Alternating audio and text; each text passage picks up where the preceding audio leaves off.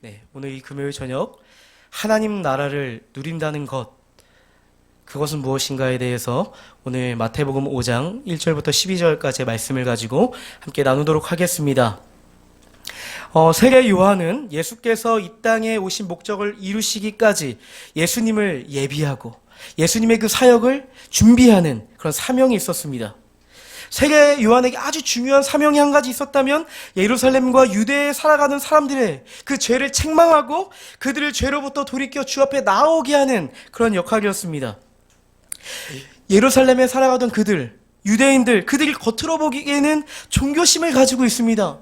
유대교의 율법을 가지고 그들은 메시아를 기다리는 것 같습니다. 하지만 그들은 자신의 소견에 오른 대로 죄에 빠져 교만하게 살아가는 자들이었죠. 그래서 세례 요한은 끊임없이 회개의 메시지를 던집니다.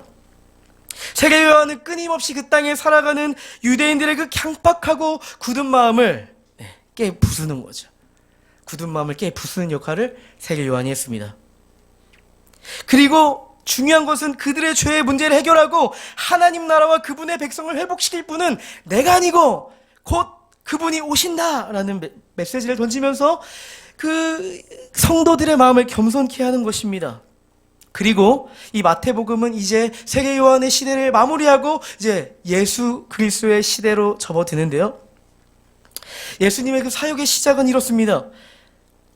세례 요한에게 세례를 받으시고 그 마치 예수님의 사역을 공포하듯 삼위일체 하나님의 현현이 나타나죠. 잘 아시는 것처럼 하늘이 열리고 하늘에서는 하나님의 성령이 비둘기와 같이 내리고 하늘로부터 성부 하나님 그 아버지의 소리가 들려 내 사랑하는 아들이요 내 기뻐하는 자라. 그리고 그 자리에는 우리를 구속하신 예수 그리스도가 그 자리에 계시지 않습니까? 예수께서는 그 세례 요한에게 세례를 받으시고 광야에서 40일 밤낮으로 금식하시며 사탄에게 시험을 받으시죠. 그리고 비로소 예수님의 그 사역, 이 땅에 오신 목적을 이루시기 위한 하나님의 그 일을 이제 시작하십니다. 비로소 말이죠. 예수님께서 세상에 첫 발을 내디디면서 오직 그리스도께서 하신 일이 무엇인 줄 아십니까? 첫 마디가 뭔지 아십니까? 무엇입니까? 뭘 하라? 회개하라. 천국이 가까이 왔다.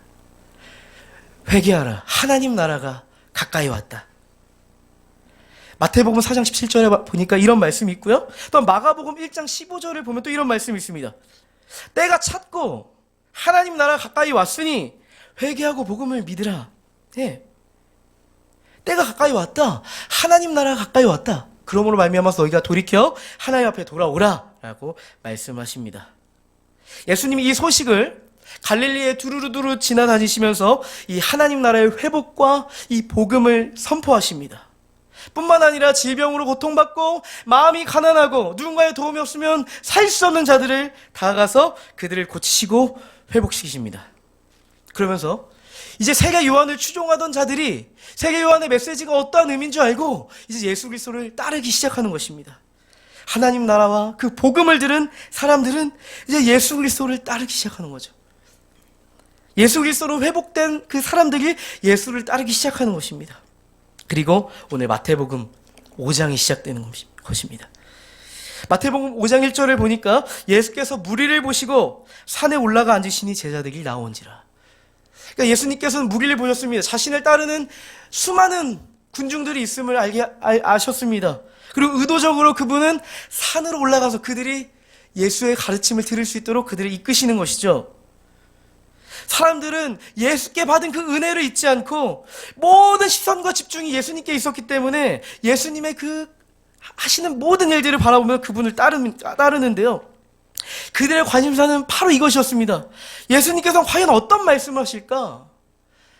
하나님 나라를 말하시고 그 복음을 선포하신 메시아께서 과연 그 자리에 어떤 말씀을 하실까라고 그 입술을 쳐다보는 것입니다. 2절 말씀을 보면 그 군중들의 기대를 담은 것처럼 그 말씀이 담겨 있습니다. 입을 열어 가르쳐 이르시되. 입을 열어 가르쳐 이르시되. 마치 그런 모습이죠. 예수님이 어떤 말씀을 하실까? 예수님의 입술만 쳐다보고 있는데 드디어 예수께서 입을 떼시는 것입니다. 본격적으로 예수께서 이 땅에 오신 그 일의 그 내용, 예수님께서 이 땅에 오신 그 목적을 분명히 말씀하기 시작하니까 거기에 집중을 하는 것입니다. 그리고 여러분이 잘 아시는 팔복에 대해서 말씀을 하십니다. 예수님께서는 이 팔복을 말씀하실 때 이러한 패턴으로 하시죠. 이런 사람이 뭘 한다? 복이 있다. 이렇게 말씀하십니다. 팔복의 패턴은 끊임없이 이런 사람에게 복이 있다. 이런 사람에게 복이 있다. 심령이 가난한 자는 복이 있다.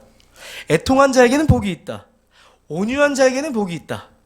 의에 줄이고 목이 바른 자는 복이 있다. 긍휼히 여기는 자는 복이 있다. 마음이 청결한 자는 복이 있다. 화평케 하는 자는 복이 있다. 의를 위하여 박해를 받은 자는 복이 있다. 이렇게 말씀을 하십니다. 우리는 이 예수님의 팔복의 이 설교를 들을 때, 이러한 조건을 충족해야 예수님께서 말씀하신 복을 누릴 수 있구나 라고 생각할 수 있는데요, 단지 이것을 예수님의 그 조건적인 복이라고 생각하면 우리는 이 팔복을 바르게 해석할 수가 없습니다.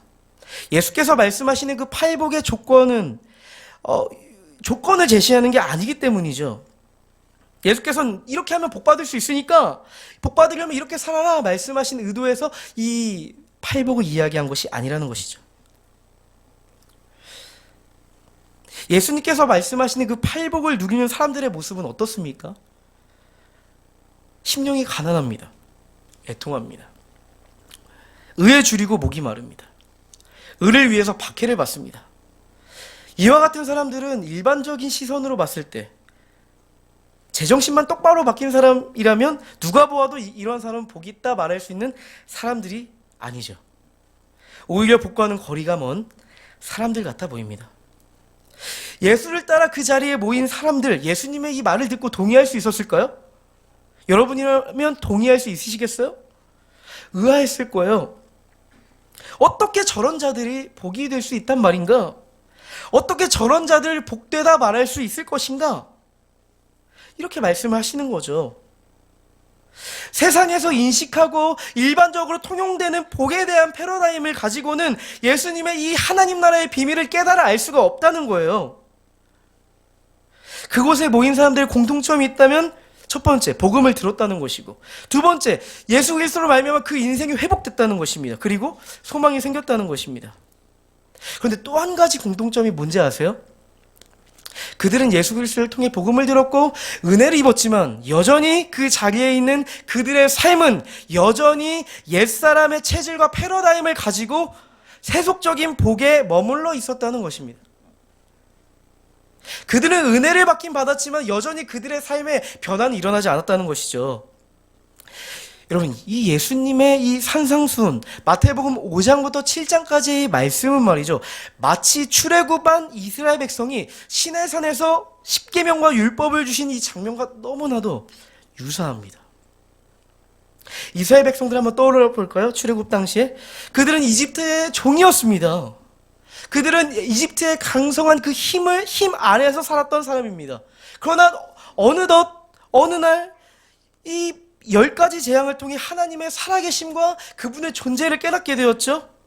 그리고 10가지 재앙, 그 어린 양의 피를 문설주에 발랐을 때 죽음의 문이 넘어가는 그 은혜를 경험했습니다. 구원의 은혜를 경험했죠.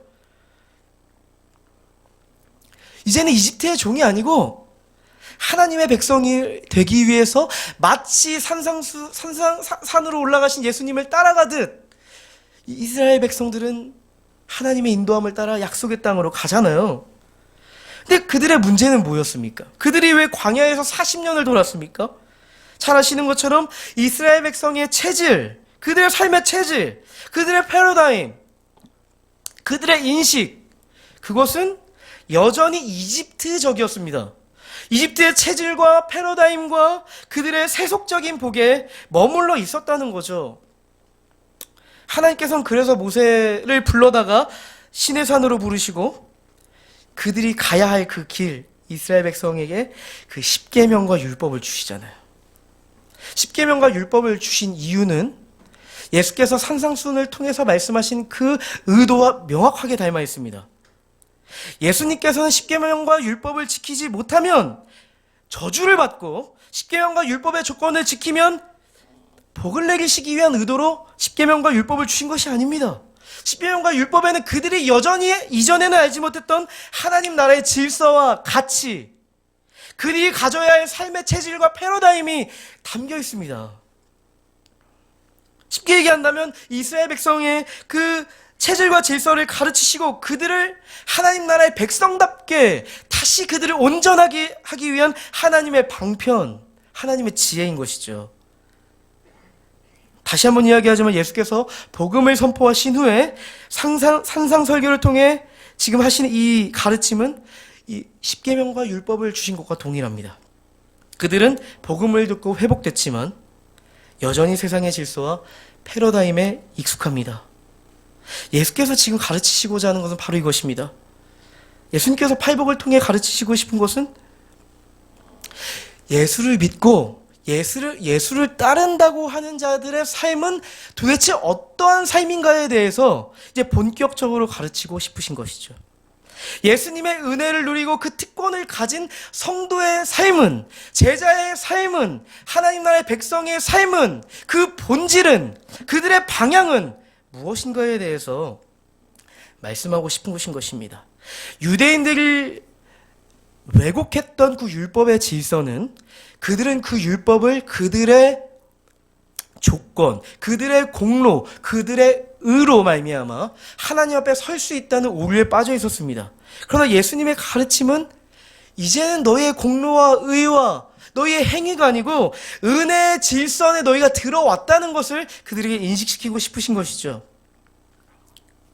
예수님께서 가르치시는 이 팔복의 모습은 신약 시대에만 있는 것이 아닙니다. 예수님께서 가르치시는 이 팔복의 모습은 성경에서 어렵지 않게 찾을 수 있습니다. 창세기부터 이미 찾을 수 있는 내용이 바로 이 팔복의 가르침인데요. 여러분이 이 자리에 있는 우리 초등부 학생들도 중등부 학생도 알 수 있는 이 요셉의 삶을 한번 생각해 보시죠. 요셉의 삶은 정말 누가 보기에도 그 초창기에 복된 삶이었습니다. 12명의 아들 중에 가장 큰 총애를 받고 장자 루벤보다 사랑을 받는 그의 삶이었죠. 그 권위를 상징하는 채색 옷을 족장인 아버지가 요셉에 입혀줄 정도로 그는 미래가 보장된 삶이었습니다. 세상의 관점으로 봤을 때 그의 삶은 복되다 할 수 있는, 미래도 복되다 할 수 있는 삶이었습니다.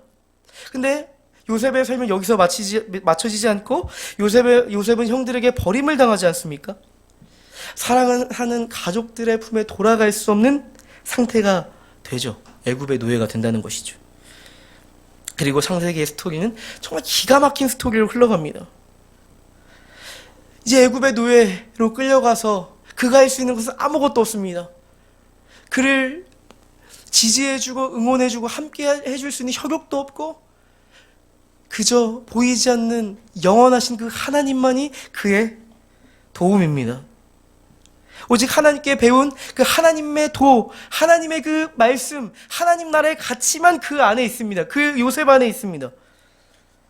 요셉은 보디발의 종으로 일할 때 항상 마치 이 팔복의 말씀과 같이 화평을 이루며 살아가죠.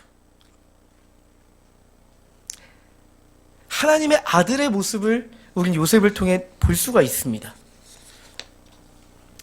요셉의 그 정직함과 화평함, 마음의 청결함, 그 결과는 보디발의 신뢰를 사고, 하지만 문제는 뭐예요? 보디발의 아내의 그 유혹이 그를 억울한 누명으로 감옥에 들어가게 한다는 것이죠. 요셉의 삶은 가면 갈수록 문제를 거듭합니다. 도저히 해결할 수 없을 것만 같은 어려움에 직면하게 됩니다. 우리는 창세기의 스토리를 다 알기 때문에 아무런 문제를 느끼지 못하지만 만약에 요셉의 삶을 떼어서 우리의 삶에 적용시킨다면 누가 감히 그 삶을 견딜 수가 있겠습니까? 그러나 성경이 집중하는 것은요, 요셉의 이 외면적인 어려움이 아닙니다. 이 겉으로 드러난 어려움 속에 나타나는 요셉의 중심, 요셉의 내적인 모습입니다. 요셉이 했던 것은 무엇이냐면 하나님 앞에 가난한 심령을 가지고 그는 애통했죠. 단지 그는 자신의 연속되는 문제 때문에 가난한 심령이 된 것이 아니었습니다. 단지 자신의 문제 때문에 어쩔 수 없이 그는 애통했던 것이 아닙니다. 요셉의 스토리에 객관적으로 봤을 때 요셉의 스토리로 봤을 때 아무런 문제가 없었을 때는 하나님께서 그를 형통하게 하셨다는 내용이 없거든요. 오히려 근데 요셉의 삶에 문제가 생기기 시작할 때 하나님께서 하시는 말씀이 무엇이냐면 하나님께서 요셉과 동행하심으로 말미암아서 그가 뭘 했다고요? 형통했다 말씀을 하시는 거죠. 팔복의 은혜가 요셉에게 있었다는 거죠. 심령이 가난한 그때 하나님 나라가 요셉에게 있었다는 것이죠. 요셉이 애통했던 그때 그는 하나님의 위로를 받았다는 것이죠. 아버지의 위로, 어머니의 위로는 없었지만 영원하신 하나님의 위로가 그 안에 있었다는 것이죠. 요셉은 보디발의 아내에게 억울한 누명을 썼을 때 그는 아무런 말도 하지 못하고 온유한 마음을 지켰습니다. 그는 의에 줄이고 날마다 목이 말라 하나님 옆에 엎드렸습니다. 그는 의를 위하여 박해를 받을지라도 하나님을 향해 타박하지 않고 그는 하나님 나라 안에 있었습니다.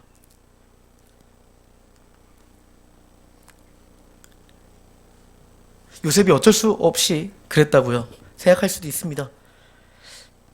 이제 아버지가 죽고 형들에게 복수할 수 있는 아주 좋은 상황이 있었습니다. 요셉의 중심을 우린 그때 알 수 있는데요. 사실 아버지가 죽고 얼마든지 요셉은 그의 힘을 가지고 하나님 나라의 가치가 아니고 하나님 없는 그 자신의 권력을 가지고 얼마든지 형들에게 복수할 수 있고 그들을 밑바닥의 삶을 보여줄 수 있었습니다. 자신이 처했던 그 위기의 어려움을 그들에게 적용시켜 줄 수도 있었습니다. 하지만 요셉은 정말 긍휼함을 가지고 그들과 화평케 함으로 그들에게 대했습니다. 요셉은 그렇게 하나님 나라의 사람으로 빚어져 갔습니다. 그렇게 요셉은 상황을 뛰어넘어서 하나님 나라를 누렸습니다.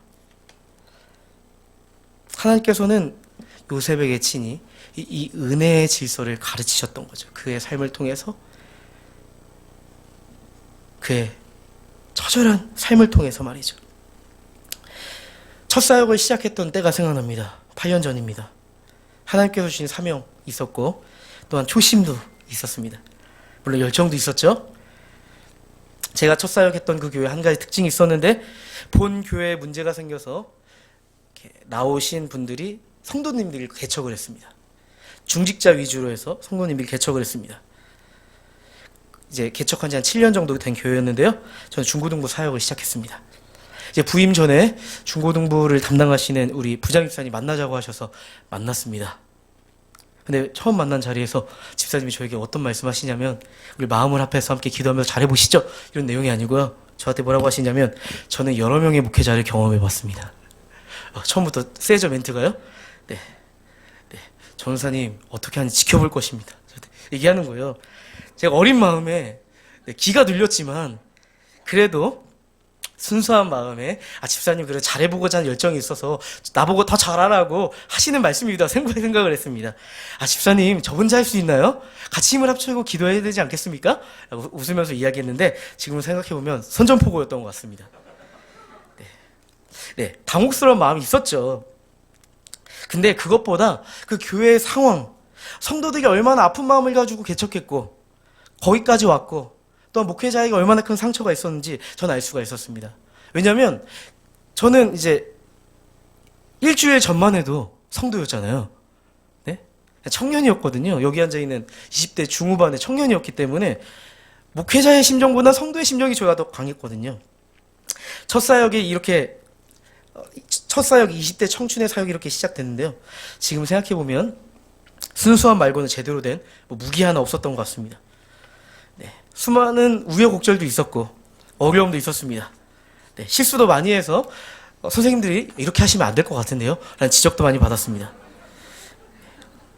하지만 서로의 다름도 있고 하지만 1년 동안 함께 하면서 선생님들과 마음이 통하는 거예요.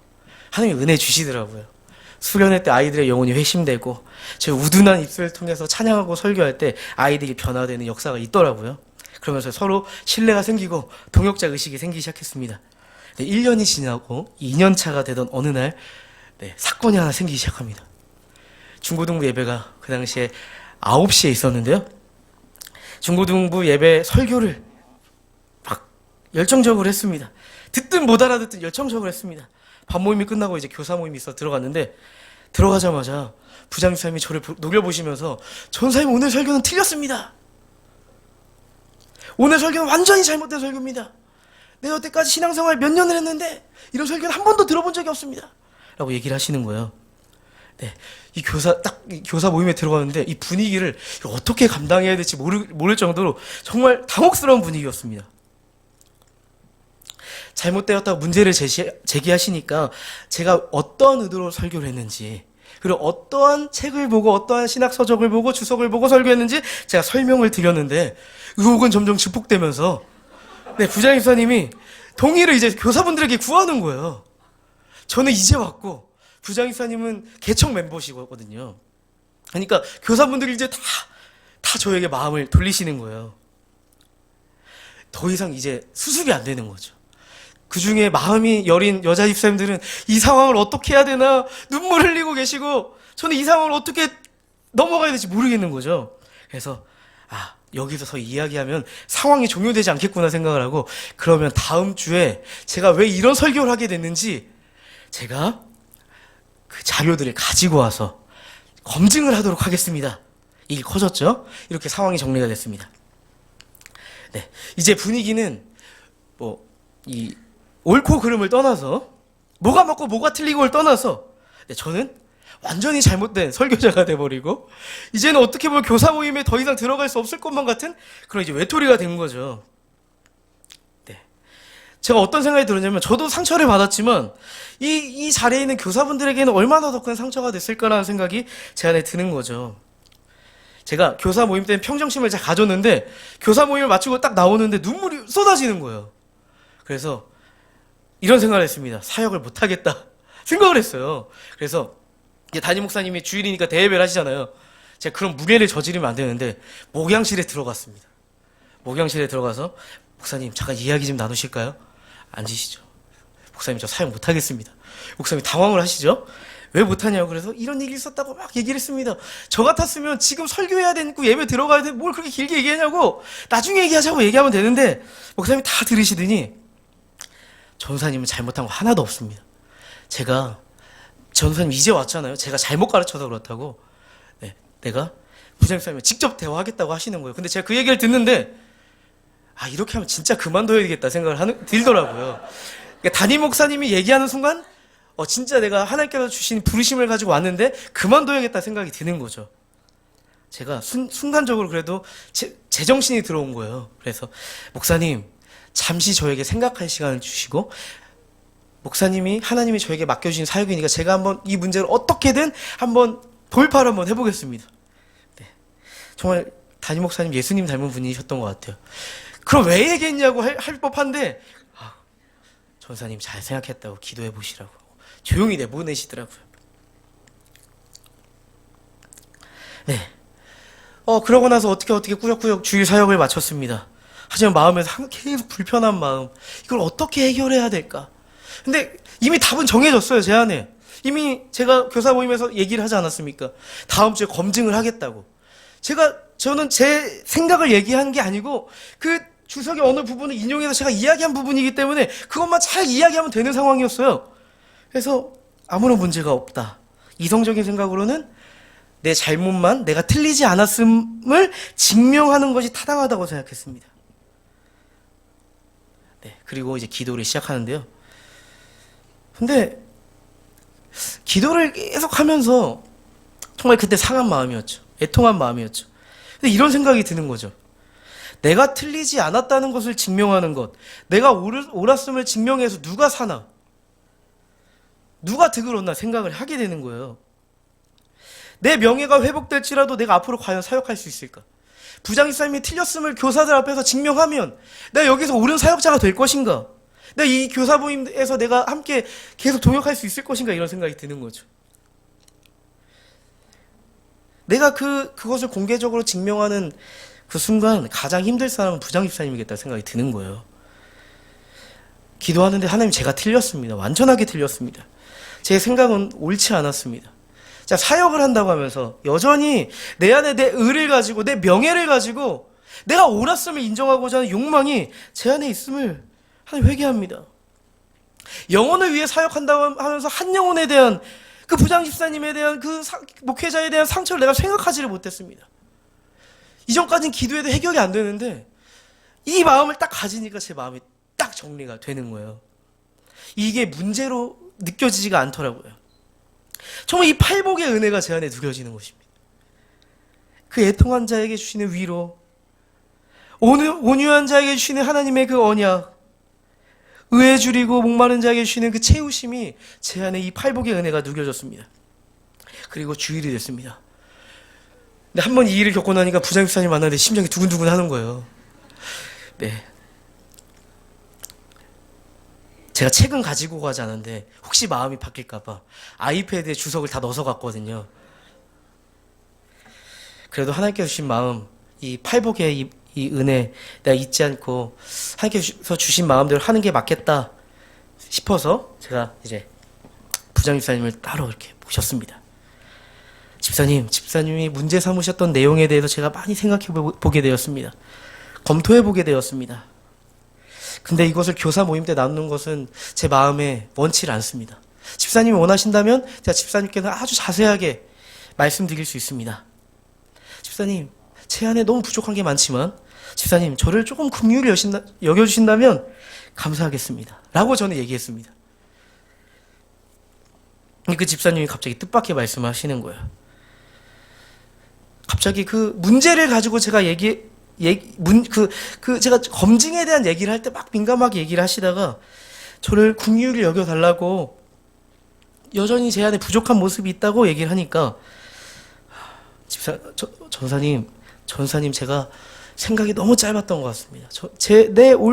내가 옳았음을 증명하기 위해서 교사 모임에 공론화시키고 내가 옳았음을 말하고 싶었지만 결국 전도사님과 교사 공동체에 큰 상처를 주고 말았습니다. 라고 이야기를 하더라고요.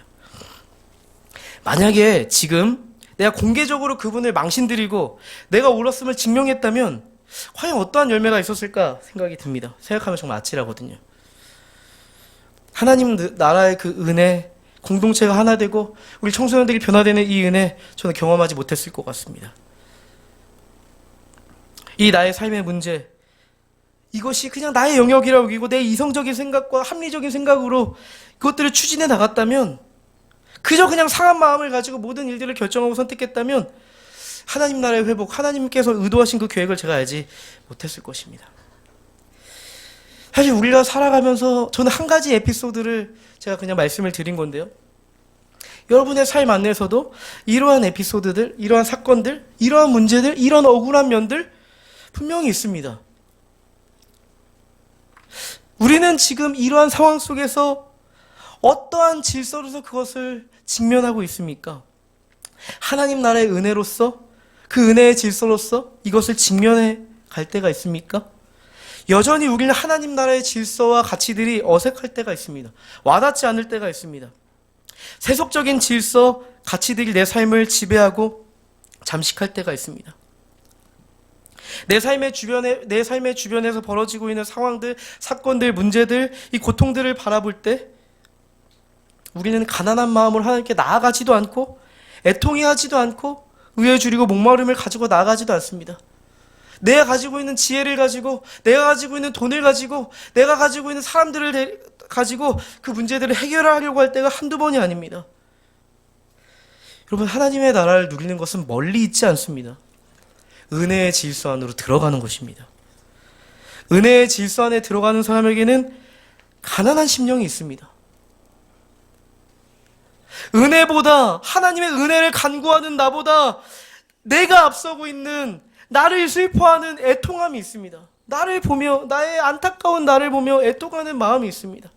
하나님 앞에 나의 생각을 관철시키기보다 하나님의 뜻에 귀를 기울이는 온유함이 있습니다. 하나님의 의와 뜻을 구하며 분별하는 지혜가 있습니다. 긍휼히 여길 수 있는 넉넉함이 있습니다.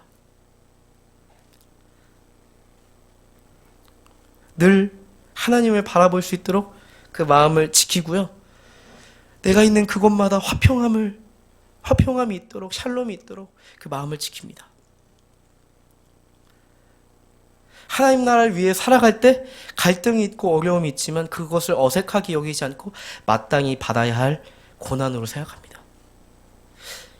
예수님께서는 그러한 사람들에게 하나님 나라가 있다라고 말씀하십니다. 너희가 나를 위해 어떠한 사역을 하고 내 복음을 전하고 하나님 나라를 확장시킬 수 있는 어떠한 방안이나 그들을 어떻게 사용하기 위한 작정을 말씀하시지 않습니다. 그저 너희의 내적인 그 중심에 나를 향한 마음이 있다면 그곳이 하나님 나라다라고 말씀하십니다. 사실 예수님께 찾아온 사람들은 모두가 외면적으로도 병들고 가난하고 보잘것없는 사람들이었거든요. 누군가 보기에는 복이라고는 찾아볼 수 없는 사람들이 그들이었습니다. 하지만 그런 사람들에게 은혜의 질서 안에 들어가기만 한다면 너희가 하나님 나라를 누릴 수 있다고 말씀하십니다. 사실 우리의 삶 속에 기도해야 될 상황들이 많이 있습니다. 이 시대의 흐름들, 이 상황들을 보기만 해도 그런 상황들이 너무나도 많이 있습니다. 근데 막상 우리가 기도하지 않는다는 것이죠. 기도를 하긴 하는데 그냥 습관적으로 한다는 것이죠. 그 안에는 가난한 심령이 또 없고 애통한 마음도 없고 의에 줄이고 목마름도 없이 그저 형식적인 그 자리를 채우는 것입니다. 우리가 이전 세대보다 이전 교회보다 먹고 살기는 좋아졌고 똑똑해졌지만 우리 안에 사라진 마음이 있다면 팔복의 은혜 아닙니까?